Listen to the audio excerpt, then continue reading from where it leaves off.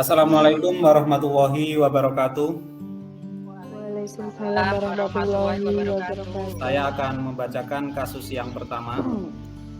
Kasusnya adalah rekan guru saya mempunyai permasalahan dengan muridnya, yaitu murid-muridnya berkelahi karena berebut buku cerita di kelas saat istirahat berlangsung, yaitu Ananda Anton dan Ananda Dimas. Selamat siang Bu Eni. Siang Pak Sam. Bu Eni ada waktu longgar apa tidak? Oh, sekarang ini kelas saya sedang pelajaran agama, jadi ada waktu Pak Sam. Memang ada apa Pak Sam? Begini Bu Eni, tadi murid saya saat jam istirahat itu berkelahi. Oh begitu, makanya saya lihat barusan kok Pak Sam kayak bingung gitu. Iya Bu Eni, saya kepikiran sekali nih. Jadi sekarang apa yang Pak Sam rasakan saat dengar murid Pak Sam tersebut berkelahi? Saya merasa sedih Bu Eni, kok bisa ya? Padahal biasanya tidak pernah ada yang berkelahi. Oh iya Pak Sam, siapa namanya yang berkelahi tadi? Yang berkelahi adalah Anton dan Dimas. Anda dan Dimas, oke kalau begitu tujuan percakapan kita hari ini untuk menyelesaikan masalah Pak Sam, yaitu tadi muridnya Pak Sam berkelahi ya. Iya Bu Eni. Iya Pak Sam. Alhamdulillah bila Bu Eni bersedia. Baiklah Pak Sam, mudah-mudahan saya bisa membantu Pak Sam dan apa yang Pak Sam harapkan dari obrolan kali ini. Yang saya harapkan Bu Eni, semoga saya bisa mendapatkan solusi dari permasalahan saya ini, sehingga murid-murid saya tidak ada lagi yang berkelahi saat istirahat. Siap Pak Sam, coba Pak Sam sekarang ceritakan dengan jelas duduk permasalahannya. Begini Bu, ada murid saya yang bernama Alia. Alia melaporkan kepada saya kalau Anton dan Dimas berkelahi gara-gara rebutan buku cerita. Nah, sekarang anaknya sedang saya suruh duduk di tempat duduknya masing-masing di kelas. Oh begitu ya Pak Sam. Dari kejadian tersebut menurut Pak Sam, ini kejadian yang mana yang membuat Pak Sam sedih? Ini Bu Eni, kok bisa ya mereka rebutan buku sampai berkelahi segala? Oh iya Pak Sam, memang sedih ya kalau ada murid kita yang berkelahi. Nah kalau seandainya saya ini Pak Sam, pasti juga sedih seperti Pak Sam. Jadi metode apa yang Pak Sam gunakan untuk mendamaikan mereka berdua? Ini kan sekarang saya baru suruh duduk di tempat duduknya. Metode yang saya gunakan yaitu akan mendamaikan Anton dan Dimas dengan cara menasihatinya dan memberikan pengertian kalau berkelahi itu merupakan perbuatan tercela. Begitu Bu Eni.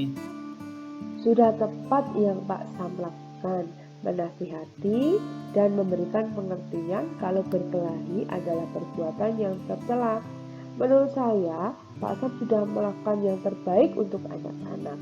Pasti Anton dan Dimas mengerti dan menyesali perbuatannya, sehingga mereka akan tahu perbuatan yang boleh dilakukan atau tidak. Selanjutnya, rencana apa yang akan Pak Sam lakukan untuk mengatasi masalah ini? Setelah ini saya akan ke kelas dan langsung mendamaikan Anton dan Dimas terlebih dahulu Bu Eni. Nah, setelah itu baru saya akan menasihati dan memberikan pengertian kepada mereka kalau berkelahi itu perbuatan yang tidak baik atau perbuatan yang tercela. Begitu Bu Eni, agar mereka tidak akan berkelahi lagi dan saling menyayangi. Bagus rencana Pak Sam. Mungkin ada rencana lain sebelum menasihati dan memberikan pengertian kepada mereka, Pak Sam? Iya ada Bu. Sebelum menasehati dan memberikan pengertian kepada mereka, kalau berkelahi itu perbuatan yang tidak baik atau perbuatan yang tercela, saya akan mencairkan suasana kelas terlebih dahulu. dengan cerita-cerita humor yang membuat mereka bisa tersenyum semua.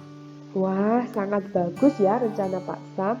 Jadi Pak Sam akan menasihati dan memberikan pengertian kepada mereka kalau berkelahi perbuatan yang tidak baik atau perbuatan yang tercela, agar mereka tidak akan berkelahi lagi dan saling menyayangi. Jadi Pak Sam itu berkomitmen seperti apa? Saya berkomitmen dengan itu tadi, Bu Eni. Saya akan mendamaikan mereka berdua dengan menasehatinya kalau berkelahi itu perbuatan yang tidak baik. Bagus sekali Pak Sam, menurut saya Pak Sam juga baik sebagai wali kelas. Saya berharap permasalahan ini dapat diselesaikan ya Pak Sam, dan Pak Sam itu tidak sedih lagi. Terima kasih Bu Eni sudah mau mendengarkan cerita saya. Saya sekarang merasa lega. Iya Pak Sam, saya juga senang sekali dan berterima kasih kepada Pak Sam sudah mau bercerita dengan saya, sudah mau terbuka Iya dengan Bu Eni, saya. terima kasih atas waktunya ya. Iya Pak Sam. Oh iya Bu Eni, kalau begitu saya tak langsung ke kelas dulu ya. Oke Pak Sam, semoga berhasil ya. Ya, siap Bu Eni, sampai ketemu nanti. Iya Pak Sam.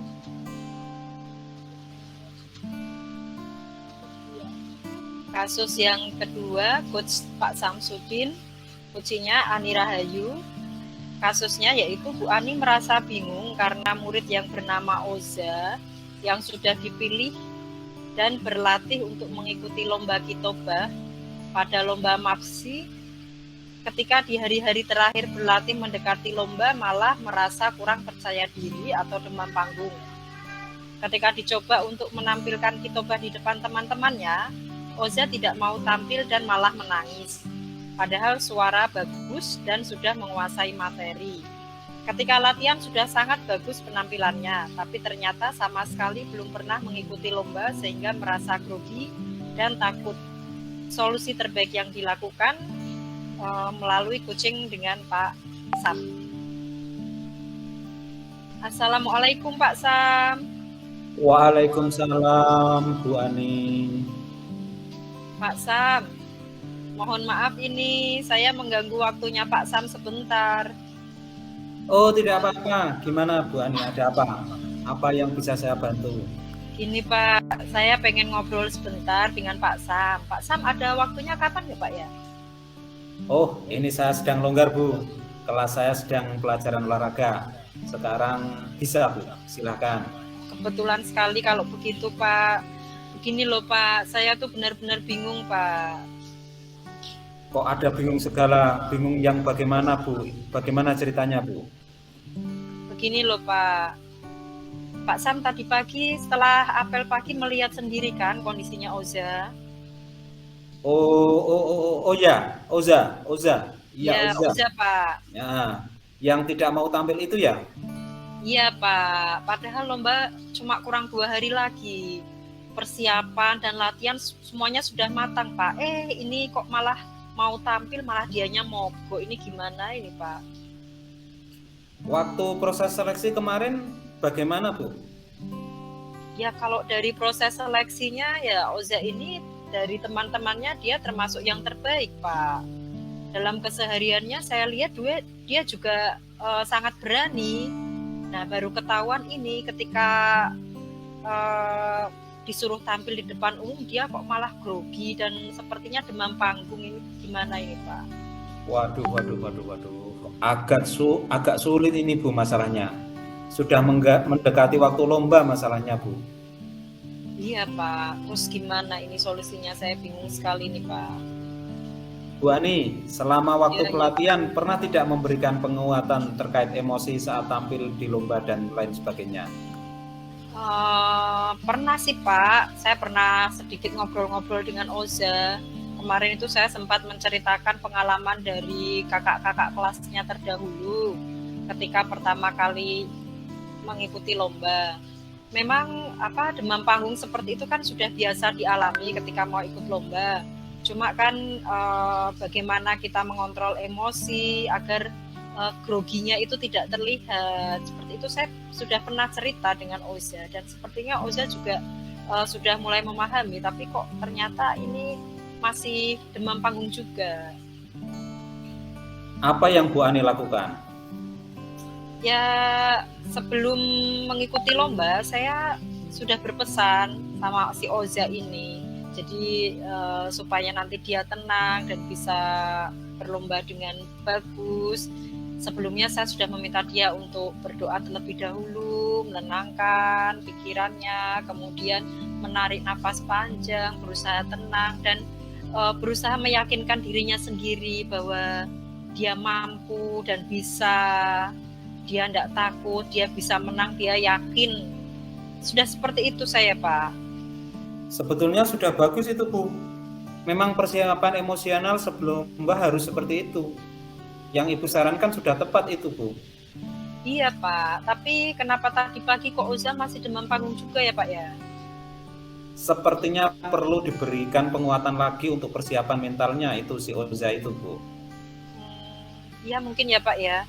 Jadi nanti saya akan berusaha lagi lah, saya akan kasih dia nasihat, kasih pengalaman juga. Saya harus kasih penguatan lagi kepada Oza ini supaya bisa lebih mengontrol emosi. Padahal dia ini sebenarnya bagus banget ini, Pak. Cuma ya itu, dia belum pernah tampil, jadi dia grogi, Pak. Mungkin bentuk-bentuk penguatan seperti itu perlu saya lakukan ya, Pak ya. Lebih banyak lagi supaya Ozanya ini menjadi percaya diri, begitu ya, Pak ya. Ya, benar, Bu. Dengan penguatan yang Ibu lakukan, saya yakin Oza akan lebih percaya diri lagi saat tampil di lomba MAPSI besok. Iya. Tentunya dengan memberikan motivasi juga semangat yang lebih lagi. Oke, Pak, baik, Pak. Saya akan coba lagi, mudah-mudahan berhasil, Oza menjadi percaya diri, Pak. Ya, selamat mencoba, Bu. Semoga sukses. Terima kasih, Pak. Ini saya setelah ngobrol-ngobrol dengan Pak Sam, saya dapat pencerahan ini. Saya jadi semangat lagi untuk melatih Oza supaya Oza bisa percaya diri, Pak. Terima kasih banyak waktunya, Pak. Ya, Pak, sudah sama-sama, mengganggu, Bu. Anak saya kok akan ada acara lagi setelah ini. Oke, monggo, Pak. Ya. Monggo. Silakan. Ya. Makasih banyak, Pak. Iya, atas nyuwun waktunya. ngapunten.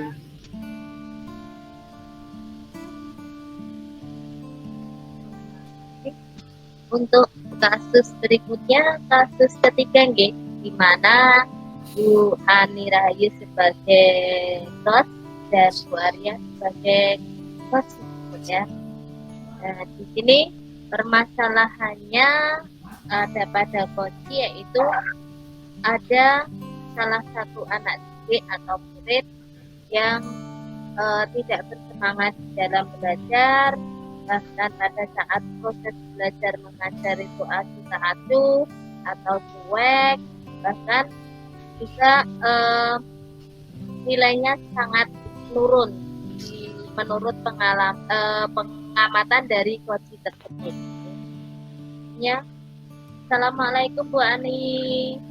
Waalaikumsalam Bu Ari. Gimana kabarnya nih? Kok jarang terlihat? Ya, alhamdulillah sehat, tapi ada hati saya yang tidak sehat ini Bu Ani.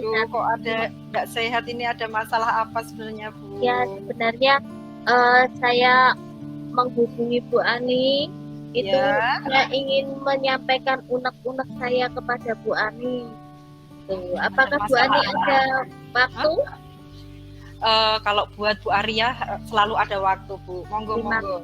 Terima kasih sekali Bu Ani waktunya. Semoga nanti dengan saya menyampaikan unek-unek saya di hati saya yang baru sakit ini karena adanya unek-unek ini nanti bisa plong gitu nggih. Jadi permasalahan bisa membantu ya Bu ya. Ya, terima kasih. Jadi permasalahannya seperti ini Bu. Ya. Saya mempunyai murid, salah satu murid yang bernama Irma. Oh, Mbak Irma ya. Ya. Kebetulan Irma itu memang anaknya pendiam. Jadi jarang sangat bergaul. Oke. Tapi untuk akhir-akhir ini tuh sangat berbeda dengan sebelum-sebelumnya. Jadi Irma itu tidak memiliki motivasi belajar pada saat dijelaskan atau mungkin pada proses pembelajaran itu cuek, acuh. Bahkan kalau ditanya hanya bilang gitu aja Ibu. Jadi setiap ada komunikasi dengan anak itu dia merasa gimana ya, merasa tidak membutuhkan itu gitu. Terus setelah itu ternyata hasil belajarnya juga tidak maksimal, jadi nilainya yang semakin menurun, bahkan nilainya itu amat sangat tertinggal dengan teman-temannya itu. Itu yang membuat hati saya itu, apa saya yang salah ya? Apa saya dalam proses pembelajaran ini tidak maksimal sehingga nilai Irma itu sangat rendah? Bahkan apa mungkin Irma itu tidak menyukai pembelajaran saya, atau saya yang bagaimana, seperti itu masalahnya Bu Ani. Ya, ini akhir-akhirnya aja ya Bu ya. Sebelumnya Irma enggak seperti itu ya Bu ya. Iya. Sebelumnya itu baik-baik saja, walaupun memang dia pendiam, tapi tidak seperti ini gitu loh. Oh, ya mungkin Ibu sudah mencoba ini enggak Bu, ngobrol-ngobrol dari hati ke hati dengan Irma, kira-kira apa, ada masalah apa seperti itu? Ibu sudah pernah ngobrol-ngobrol atau belum Bu? Iya, ini untuk 1 minggu ini saya akan mencoba mencari solusi kenapa ya kok Irma itu sampai sekarang perubahannya drastis sekali. Yang pertama mungkin saya akan menghubungi teman satu bangkunya Bu untuk menggali, dicari tahu. Kasihan kan kalau dia nanti ini ketinggalan pelajaran kalau ini enggak segera diselesaikan masalahnya. Jadi mencari info kenapa mungkin temannya sebangku pernah diajak bicara, ada permasalahan apa sehingga dia sangat berubah drastis seperti itu. Itu yang pertama akan saya lakukan. Terus yang kedua, itu saya akan menghubungi wali kelasnya Ibu. Jadi karena apa mungkin pembelajaran saya yang memang mapel saya yang banyak dia merasa kesulitan, atau mungkin ada pihak lain yang bagaimana, itu akan saya konsultasikan dengan wali kelasnya. Semoga wali kelasnya juga pernah diajak berbincang-bincang dengan si Irma. Itu langkah yang kedua Ibu. Ada langkah yang lainnya lagi mungkin yang mau Ibu ini lakukan? Kalau 1-2 itu belum mendapatkan hasil, saya akan berusaha untuk berbicara dengan guru BK biar si Irma itu nanti dipanggil terus dikonseling, paling tidak penyebabnya apa, atau mungkin nanti dari guru BK itu akan menggali atau melaksanakan home visit, apakah di rumah itu ada masalah yang memang saat ini belum bisa terselesaikan oleh Irma sehingga berubah drastis seperti itu Ibu. Ya penting Bu itu Bu, konsultasi dengan guru BK juga penting.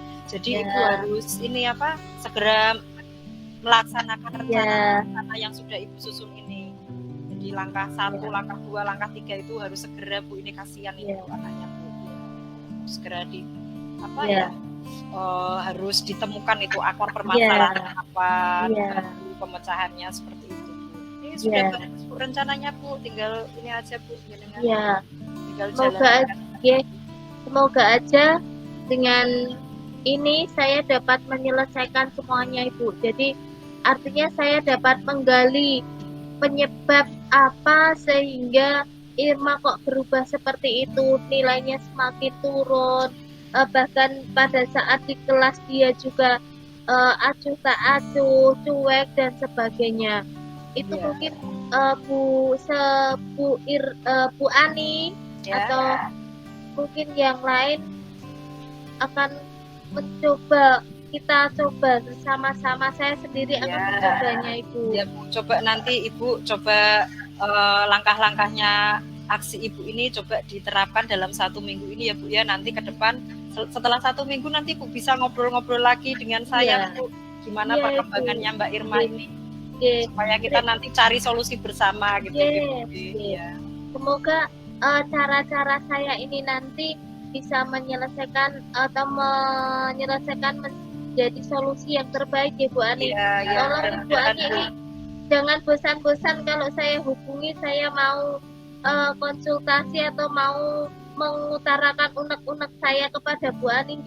Wah, tentu tidak, Bu. Oke. Saya merasa senang ini bisa ngobrol-ngobrol dengan Oke. Ibu ini. Sama-sama kita cari pengalaman bareng, Oke. cari solusi bareng. Oke. Saat ini saya udah mulai plong gitu Bu hati saya. Alhamdulillah. Nggih, Mengobati bersyukur. dengan sedikit saya berkeluh kesah, Ya. mencoba untuk mencari solusi dan Bu Ani menambahi.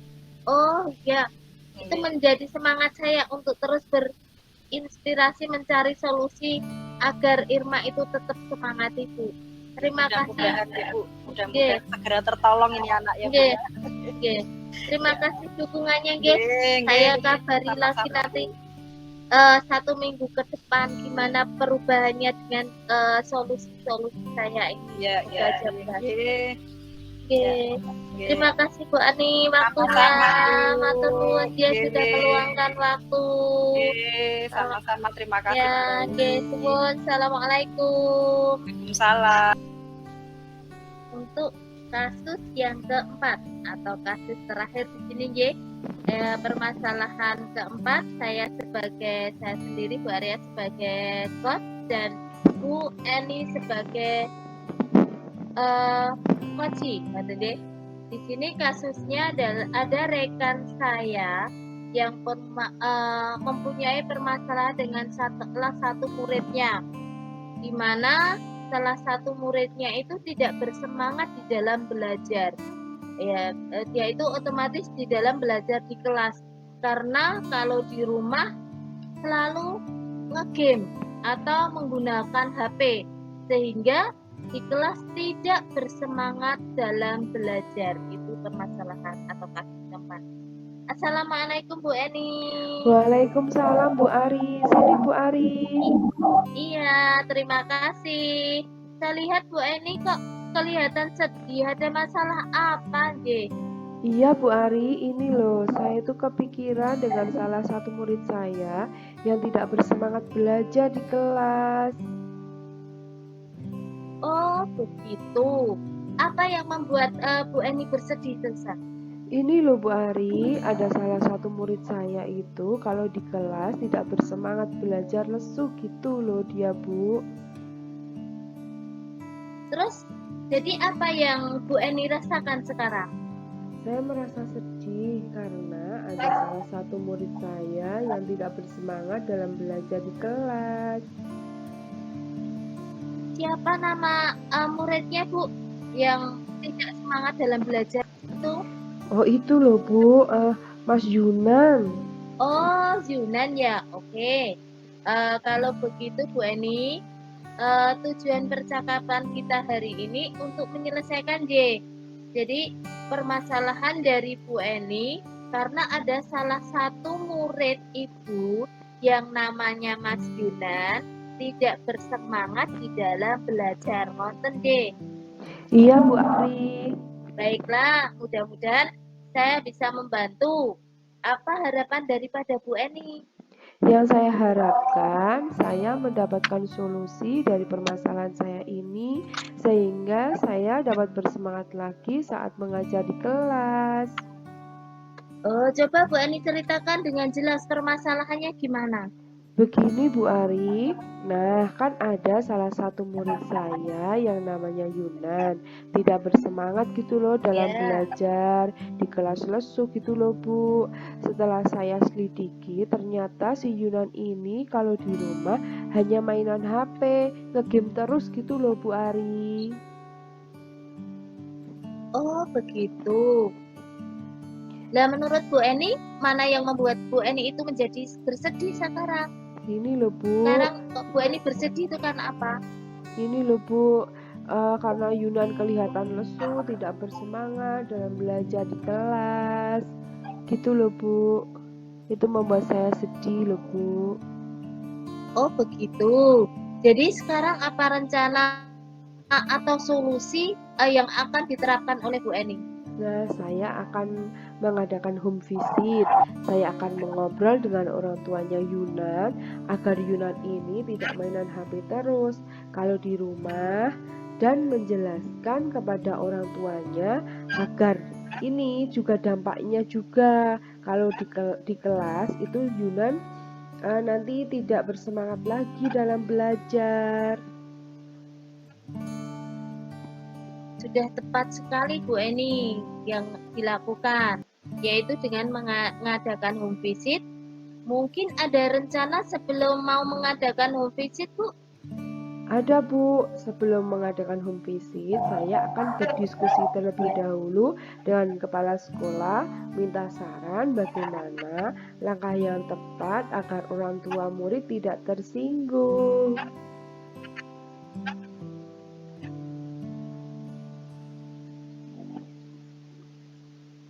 Wah, sangat bagus itu rencana Bu Eni. Yang Bu Eni lakukan mengadakan home visit dan berdiskusi dengan kepala sekolah ngoten nggih. Minta sarannya, bagaimana langkah yang tepat agar orang tua murid itu tidak tersinggung. Berkomitmen seperti apa yang akan dilakukan. Nah, sekarang komitmen apa yang akan dilakukan sebagai bentuk tanggung jawab dari rencana aksi ini? Apakah Bu ini berkomitmen seperti apa? Mau seperti apa komitmennya? Saya menghadap kepala sekolah, minta saran agar tidak salah bicara, dan besoknya saya akan melaksanakan home visit ke rumah Yunan setelah pulang sekolah agar Yunan itu bersemangat belajar di kelas. Gitu Bu.